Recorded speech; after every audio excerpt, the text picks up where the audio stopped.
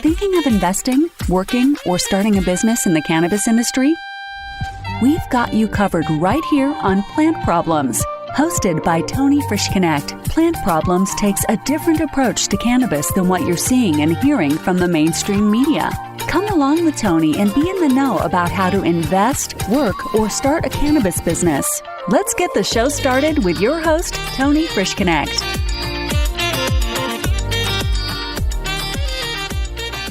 Amanda Ostrowitz is a regulatory attorney and entrepreneur who's identified a need for a user-friendly, scalable platform to research regulations and laws in the cannabis industry. Amanda founded RegsTechnology and its current product, CannaRegs, as a tool to aid attorneys, business people, and governments with localized tracking of regulatory issues. Although RegsTechnology has its origin in covering the dynamics of cannabis regulation, Amanda has created an innovative framework that can be applied more broadly to other emerging hyper-localized regulatory issues. Prior to conceiving, developing, and founding RegsTechnology, Amanda worked as a bank examiner in the Denver branch of Federal Reserve Bank of Kansas City. Amanda is a New England native who moved to Colorado in 2004 to attend Colorado College, where she earned a BA in economics and went on to receive a Juris Doctor from the University of Denver Stern College of Law in 2013. Everyone, I am really excited to have you here today. Amanda is a pioneer in her field. I think what you listen to today, you're going to be extremely excited to listen more. And hopefully, if there's any other questions that I can answer, you guys can give me some feedback. So please let me welcome to you, Amanda Ostrowitz. Well, hi, Amanda. How are you doing today? I'm glad you were able to join me. How's everything going? Everything's going great. Just gearing up for a very busy conference season ahead of us and taking advantage of these last few days before the Road Series kicks off. Working away and excited to talk with you today. Awesome. Well, thanks for taking the time out of your day and spending some time with me and my listeners. So I wanted to ask you, how as a former Federal Reserve Bank examiner get into the cannabis industry? How did you get your start? That's a great question, right? You would think stiff when you would think, Federal Reserve and federal illegality, but it was quite natural. Honestly, I was always better for cannabis probably than the Federal Reserve. But how did that all start? Well, when I was working at the Federal Reserve at the same time that cannabis became legal. Now, of course, Federal Reserve employees can't bring cannabis to work. And we actually got an email one day, no joke. It said, just because it's legal in Colorado does not mean you can bring your cannabis to work. I laughed because I thought anybody that needed that email probably shouldn't be working at the Fed. But how it all kind of came to be was just that this conversation of cannabis banking was ever-present conversation, and the banking issues are still an issue today. And I was tasked with doing some very basic research on these cannabis banking issues. But what turned into some basic research kind of turned into me falling down a deep rabbit hole of research. And the further I went down this rabbit hole, I realized we weren't just dealing with a federal law issue when we were dealing with cannabis. We were dealing with state and local law. And while I had been working in banking law early on in my career, I always hated that the old guy attorneys had two advantages on me. And one was fair, they had a book of business, but this other one they had was knowing where the laws were. Because to be frank, they're really hard things to find in banking as well. Granted, they were only at the federal and state level. And I always just thought it should be easier to find this content, but I was really determined to learn. So I studied and I learned what I needed to take that out of play. But meanwhile, while I'm doing this cannabis research, I end up all the way down at the municipal level, and it starts with Denver. And I find that there's 8 agencies involved in Denver in cannabis alone. And then I go to the next city over, I look over at Boulder, and they only had about 2 or 3 agencies involved, but entirely different laws. I had never actually before seen an industry that was so hyper-local. I'd only dealt with industries that had federal and state law. And I'd always wanted to solve my research problem that I had in the banking side with making things easier to find based on what they were about rather than memorizing certain sections and citations. And so when I found this problem with cannabis at the super local level, I said, okay, I can't fix the banking problem here, but I want to tackle that information problem because the information was so disparate It changed from city to city. There was multiple agencies that weren't even communicating with each other. I mean, the main agency in Denver didn't even know that the fire department had put out guidance documents back then. The fire department was calling these things regulations, but they didn't even have regulatory authority to do it. And to say the least, it was just a total disaster. And I thought, you know what? I'm not particularly happy where I'm at anyway. I'm going to try this thing. And that is how I went down to do it. That's very cool. The cannabis world for the business owner is so challenging as it is. You picking out the regulations, obviously you found your niche there. What's so important about a business owner, especially in cannabis, but not only just cannabis, but business owners in general, understanding their regulations, especially on their local side? What's the most important part of that, and why do they need to be on top of that? That's a great question, because a lot of business owners just look at regulatory compliance as a cost center. And that's just plain wrong. When you're dealing in a highly regulated industry, business owners really need to look at regulations as the heartbeat, okay?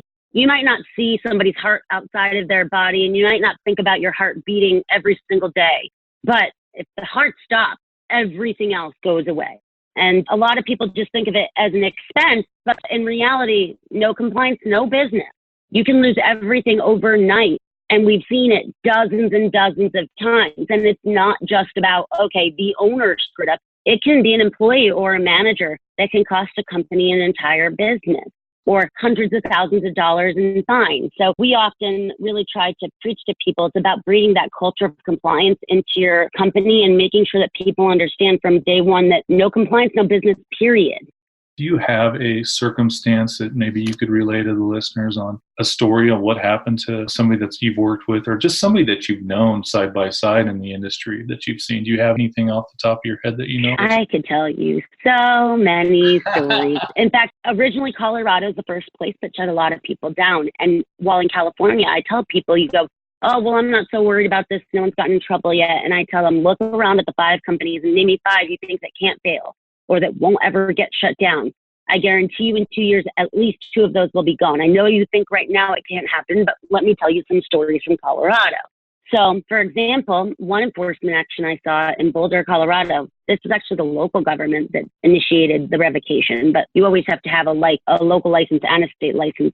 A history of some minor violations here and there over time and a pattern. But the thing that caused them to lose their license is the inspector showed up one day and the manager of the store was out on the front porch smoking a joint. Ouch. You're not allowed to smoke on premises, period. And it's super easy to enforce. And that was the one that caused them to lose their license. We've seen license get revoked where a company moved their location but didn't file a change of location form. They just did it. And in a lot of businesses, you wouldn't have to do that. But in cannabis, you do. That license was revoked. We've also seen massive fines. And the thing is when we're talking about moving without doing paperwork, yeah, that's on the owner. But there was a famous story most people know of the Denver County Fair a few years back where a bunch of people got dosed. They had a cannabis area, but everything was to be cannabis free. There was no cannabis distribution allowed whatsoever. And so LiveWell had created a whole bunch of uninfused candy bars. So they were just giving out chocolate. They start chocolate, people like chocolate, but a disgruntled employee swapped out the bars for infused bars. And the company hadn't labeled them any differently. They just used the labeling they had, which they subsequently made sure that any bars like that in the future say not infused with THC on them. And a bunch of people ended up in the hospital. And I believe that $150,000 or $200,000 fine from the state, but they also settled with a ton of people outside of who were doing civil suits. So that was just the state agency's fines. Who knows what the rest of those were? We also just a huge one in Massachusetts. Curaleaf just got whacked with close to $250,000 fine because did a change of ownership when they were acquiring a business, and they didn't file the form until about 4 months after. But they put out the press of their acquisition and everything like that. So this is happening all over the place, and people are just excited to be buying up these companies and acquiring stuff and forgetting that you can lose it all or take a huge monetary hit if not extremely careful. Well, and as a small business owner, you can't afford to take that risk and to get that hit because you're out of business, right? Absolutely. I mean, even small things like selling to someone under 21, that's a really easy one for them to enforce. But for a little business, they might make you close shop for 5 days as a fine. or pay a fine equal to your revenue over a certain course of days. And that could be enough to put a company out of business. They're not all giant mega companies, but they're also trying to make fines pretty much proportional to the size of the company. So talk about what your potential risk and cost savings, because truly your car doesn't run without an engine. Your body can't operate without a heart. And even though you don't think about those things all the time, they are ultimately critical and do need to be on the forefront. Yeah, well, those are all very good comments. Absolutely.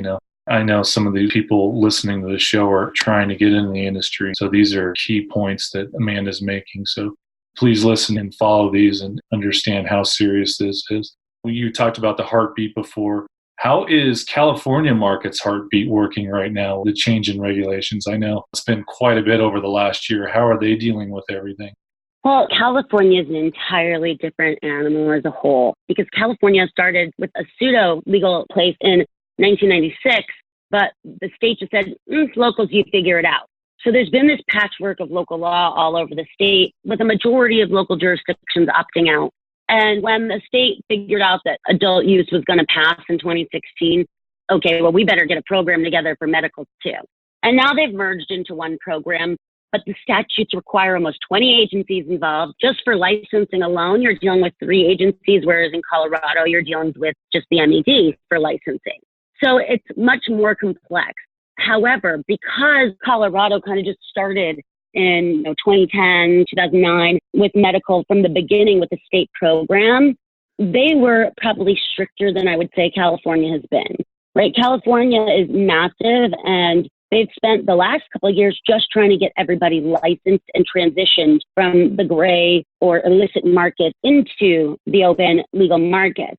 And so they've taken a different approach initially than I would say Colorado did. I think Colorado was a lot more catch people with their hands in the cookie jar. And that the nature of new enforcement, but also think about this. When I was at the Federal Reserve, to become a certified examiner was almost a 3-year course of training. They didn't have that time for this. So they take a lot of ex-cops, and ex-cops are generally catch people with their hand in the cookie jar. And so California is going to have similar people in place, but they very much took the approach of, in this first year, we're going to come out and examine you to show you what you're doing wrong and help you get into compliance.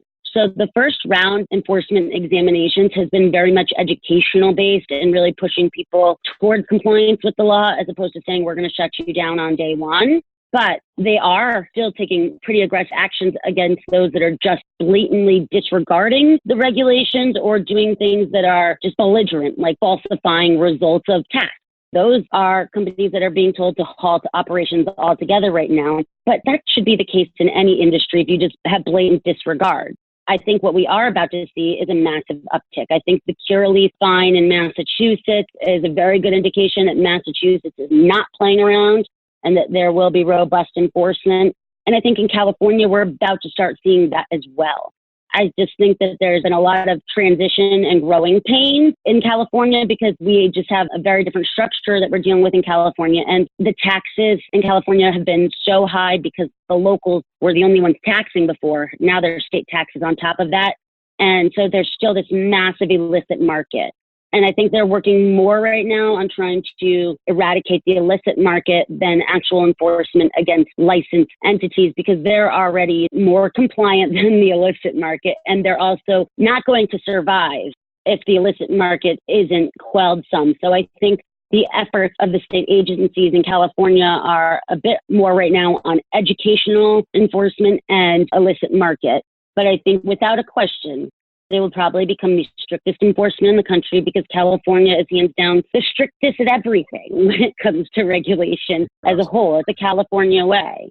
I mean, I tried to fill a prescription in California the other day from a Colorado doctor unrelated to cannabis. And they're like, sorry, it has to be on a special pad in California. And I wanted to be frustrated. And I was like, wait, I deal with regulations for a living. And if California wasn't this complicated and difficult, I probably wouldn't have a job.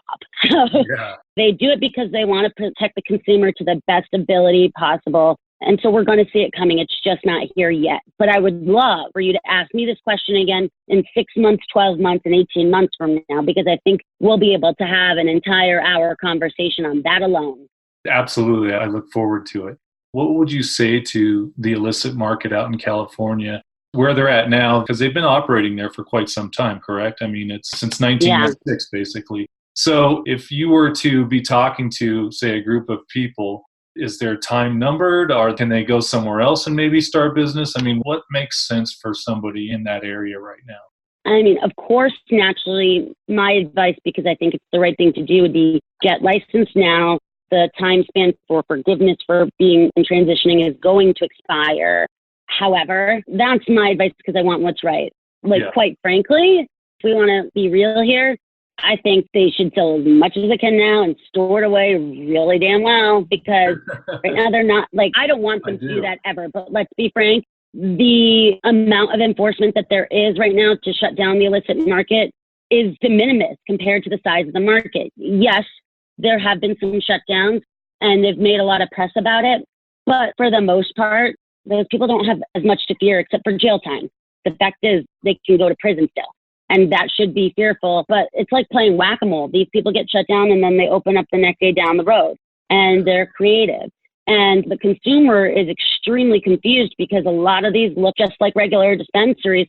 And even more so, you would go, okay, I've seen in a legal dispensary brass knuckles, and this place has brass knuckles, so it must be a legit dispensary. Why, as an average consumer, would I know any different? And they're knocking off these products. We've actually seen heavy hitters. I saw him present at a legal conference. He showed us a bind. They're tracking of the knockoffs of their brands. I mean, these companies in China are watching them so closely. Each time they make a new change to show that they're different than the last one, they are right on their back.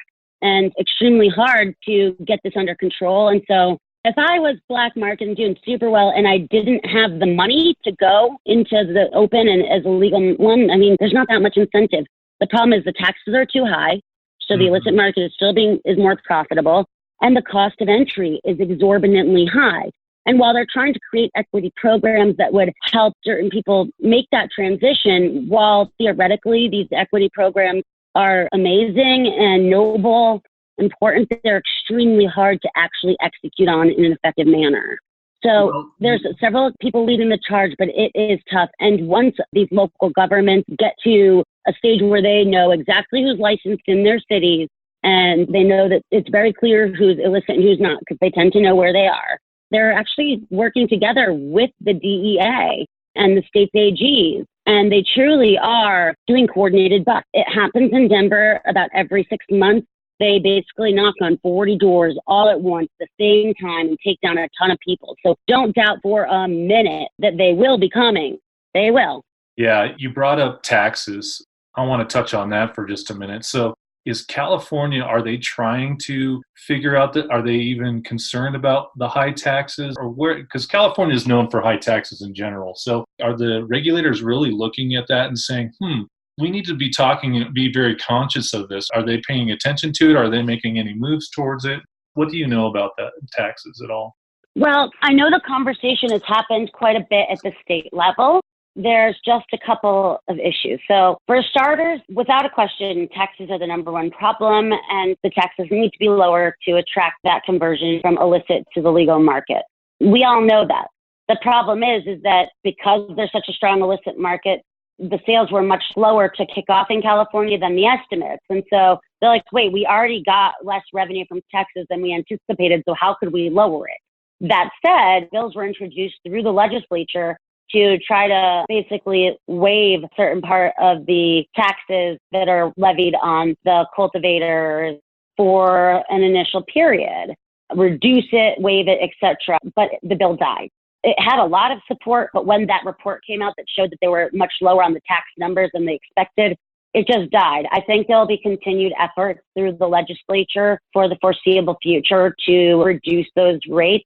But it's going to have to be a joint effort. It's going to have to be an effort from the state level to reduce those taxes and at the local level.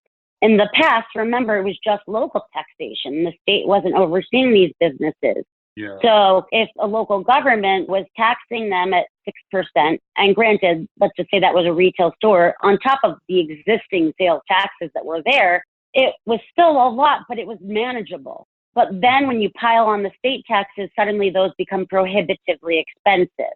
Now, some local governments have set their taxes so high, purpose to disincentivize people from doing business in their city because they don't want it. But a lot also just seem to think that cannabis taxes are a way out of all their city's financial problems.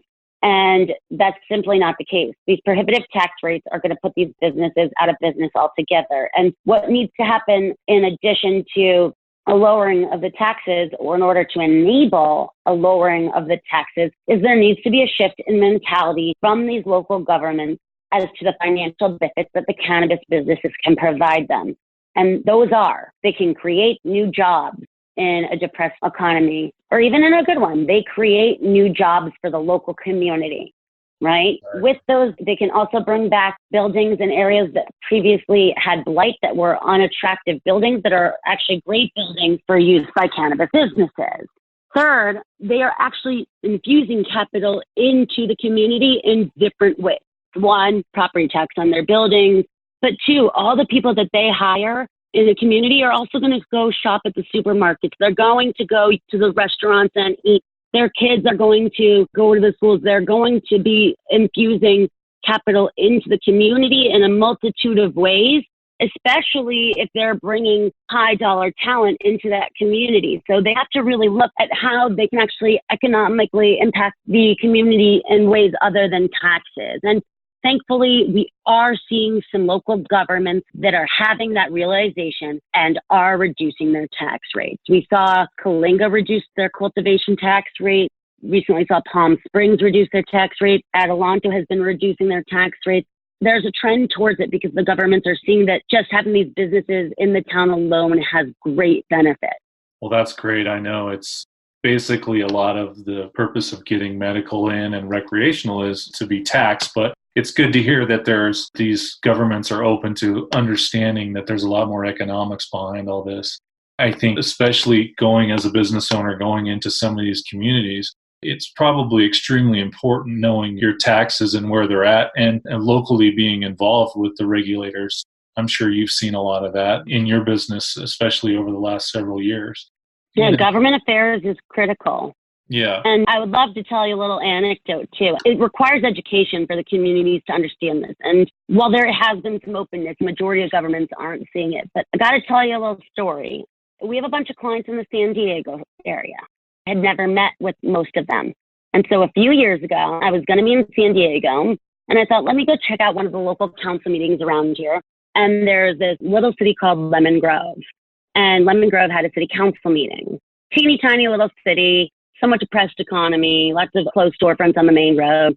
And I said, hey, I'm going to go to this council meeting. If any of y'all want to get together afterwards, let's grab a drink and I'll meet each other. And so we all met at like the one bar in town. And just the regulars sitting there had this aha moment because they were all the locals drinking, $2 PBRs, and we were drinking $8 cocktails. People were ordering a vodka soda or craft beer or whatnot. And there was 8 of us. And probably our bill for the 8 of us was probably more than double on the night for what all the other people had. And it was funny because the patrons were talking to the bartenders and like, hey, these people are actually pretty cool. And of course they asked, who are you guys? Why are you all in here in your fancy clothes and whatnot? I said, oh, hey, yeah, we're professionals in the cannabis space. And they started going, oh, wait, you wouldn't just spend money here. You might spend more money at my burrito shop down the street, too. And whatnot. And it was just a simple evening in Lemon Grove where the citizens, it just clicked on what the economic impact would look like. And it's great that you did that because I think I've been involved in the industry for a long time, and we've been trying to, at least I have on my side with the people that I work with, trying to set a business atmosphere, right? So that these people do understand that it's just not a bunch of potheads trying to grow weed. I'm trying to break that stereotype. I think it's happened here in Colorado, and I'm looking forward to seeing what's going to happen in California. I wanted to change gears real quick because last week I was reading your Forbes article. I wanted to ask you, how's that impacted you and your business, and how are you feeling about it? It was the 15 powerful and innovative women in cannabis right now. And so I thought that was amazing. And so I was super excited for you, but I was curious to hear how that's changed your life. It's been super exciting. I've been really fortunate to have been identified by a few publications of the level of Forbes in the last year. And it's been really amazing because I've been working my butt off for a really long time, and I do it for my team first and foremost. And as a business operator, obviously, to run a successful business is number one. But it is really exciting to be gaining some recognition for that because we might not have the sexiest business. It's regulations. but it's showing that there's importance to that. And I think it's really been super valuable to me because it gives me a lot more credibility to reach out to the people I want to reach out to and to get in front of more of a mainstream audience with a recognized name like Forbes writing about us. So it's also just nice because a couple of companies who we had been talking to that had kind of fallen off saw that article and it reminded them to reach back out to us. And so that's always great. But those articles are wonderful. And the question is not about the impact of one article. It's kind of got to be the whole system of it and making sure that our story is getting out so that people know where we're going and what we're building and that we can keep them engaged on our journey. Speaking of stories, you brought up your team. Would you share with the audience how you came to find this team? And they seem very experienced, and maybe tell us a little bit about how you put your team together. Would you mind sharing that with us? Absolutely. I mean, it's been extremely organic. In fact, actual people that were brought into us by a peer recruiter. So to say the least, we've had a super organic growth. So my number 2 in charge, she keeps the ship afloat day in and day out so I can do things like this and focus on big picture strategy. Her name is Stacey Hart, and she's our director of operations. She keeps the lights on, and she came to us through actually a referral from our third client ever. I was looking for someone in that position, and I was talking to my friend who works at a major cannabis business as general counsel, and she was somebody who I've heard her be hard on employees before and complain about people who were inept. And so when I told her what I was looking for, she said, "I have your person. She's going to be perfect." I mean, that alone was what I needed to hear from that person who I know is a tough critic. This was going to be great. And Stacey and I had our first meeting over coffee, and we went back to the office and started working within 45 minutes. And what a game changer it's been since then. When it comes to the big research team behind it, now several years out of law school are managing 15 people, but most of our legal research team has been from pulling people straight from school when they first graduate and teaching them what we need. But that's probably only a third. All the rest have come from referrals within the team. So rather, whenever we need to grow, everyone working on that team seems to love their job and wants to introduce their friend. And the best part about them bringing in their friend for the next position is that person doesn't want to let down their friend who gave them this job or make their friend look bad. So we've gotten some of the best workers because these people are only going to bring in people they want to work with. So that team has grown super organically. And then at the director level, our director of technology and our director of sales, I pulled them legal tech. We don't consider ourselves a cannabis company. We consider ourselves a legal data company. And so we wanted people that had been in this world, and they came from relationships I had built. One I knew personally for many years, and the timing was perfect. And the other one came from a referral from someone at that very same company who had wanted to hire our director of sales, but she was geographically in the wrong place for them. So it's just been really organic, and we keep building and building. And we're really excited because just in the last 12 months, I think we came from being a 14-person team to a 31-person team. Wow, that's a big increase. That's a huge increase. It's a really big increase. It's working, and it's been great. And we're just going to keep growing. We went from having one sales girl at the start of this year, and me, myself, doing about 90% of our sales, to having a 4-person sales team. We went from having one developer to having a dev team with a director and 3 devs. So we're growing super quickly and organically, but we've been super fortunate. It's just been really organic. Well, I'm glad you pointed out that exponential growth, because people will see once they get involved in the industry that there is those growing spurts that you have along with growing pains. And I'm sure you have your growing pains as well, but it's all about growing forward, right? And creating that forward momentum as you grow your business at the same time. Because everybody's learning. Anybody who tells you they don't have growing pains is full of baloney. Everybody has them. It's about how you respond to them, you know? Stacey and I have a rule that even when we're frustrated with each other and disagreeing on something, we always on the call saying something nice to each other, and then we regroup in the morning and we work our way through the problem. If we hit a wall, we stop, we take a night and breathe, and we fix it, and we come in pragmatically, and we always say after the call, "Hey, I still adore you. I believe in you. We're just in a disagreement, and this is fine." Because if you don't have a way of communicating through those, that's where you have issues. But it's also hard because we have so many people and the chains of commands are changing rapidly. And you've got to develop the culture on the fly and make sure to communicate. And it's just a never ending process. People are like, oh, great, you have financing now. Everything should be amazing. And I say, it is amazing. We have problems. They're just different problems. Well, and they make us stronger. You're absolutely. That's all great advice for you, those listening out there, that this is very common, what Amanda's discussing. So keep that in mind as you are growing your business. I think we have one more question, time for one more question. And I think the $1 million question that I like to talk to people about is, if you could see into the future and you had a crystal ball, when would you see national legalization happen? Is it soon? Is it later? How far? It's a big question. But well, I'm lucky that CannaRegs' job is not to predict. We just tell you the facts. Granted, with the data, people like to make predictions. But I would say there's a couple layers to this question. I see a few scenarios. One, it's going to depend on who wins the presidential election. That said, depending on who the Democratic nominees become, I think it could even happen right before election time if Trump is looking to make a last-ditch effort to gain people on the middle to his side. I think he can potentially do it via executive order. Not to say that the next presidential candidate wouldn't be able to undo it or he himself undo it, but I could see that being a last-ditch effort to try to win the election if it's particularly close. I do think, though, more realistic is if Trump wins and doesn't do it, I think it's probably not going to come until halfway through his next term. If a Democrat wins, depending on who it is, I think it will happen relatively quickly within the first year and a half, or not at all in that term. I think they might wait till their second term, depending on who it is. So the ball is moving forward very quickly right now.